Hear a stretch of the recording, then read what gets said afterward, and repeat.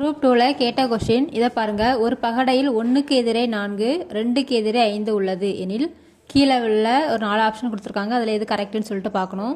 So இந்த மாதிரி கொடுத்துருந்தாங்கன்னா ரொம்ப சிம்பிள். ஃபஸ்ட்டு என்ன கொடுத்துருக்காங்க அப்படின்னா 1க்கு ஆப்போசிட் வந்து 4, ரெண்டாவது என்ன கொடுத்துருக்காங்க 2க்கு ஆப்போசிட் வந்து 5. ஸோ பகடையில் நம்மளுக்கு எத்தனை நம்பர் இருக்கும்? மொத்தம் 6 நம்பர் இருக்கும். 1 2. ஸோ அடுத்த நம்பர் என்னது 3.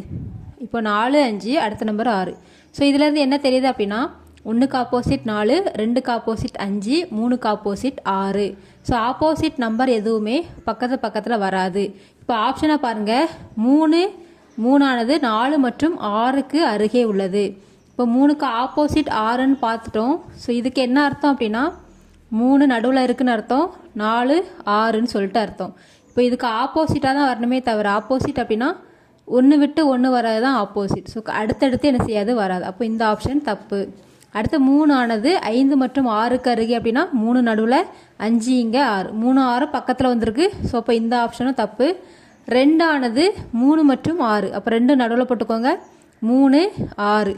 ஸோ இப்போ 2ம் 6ம் வந்து நம்மளுக்கு எப்படி இருக்குது, 2ம் 6ம் வேறு ஆப்போசிட்டில் கிடையாது. ஸோ அதேமாதிரி 3 2 ஆப்போசிட் கிடையாது, 2 6 ஆப்போசிட் கிடையாது. அப்போ இதுதான் நம்மளுக்கு கரெக்டு. லாஸ்ட் ஆப்ஷன் செக் பண்ணி பார்த்தீங்க அப்படின்னா 1 4 மற்றும் 6க்கு அருகே உள்ளதுன்னு கொடுத்துருக்காங்க.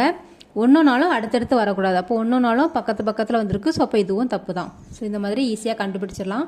ஸோ இந்த மாதிரி வீடியோஸ் பார்க்கணும் அப்படின்னா சப்ஸ்கிரைப் பண்ணுங்கள், கமெண்ட் பண்ணுங்கள்.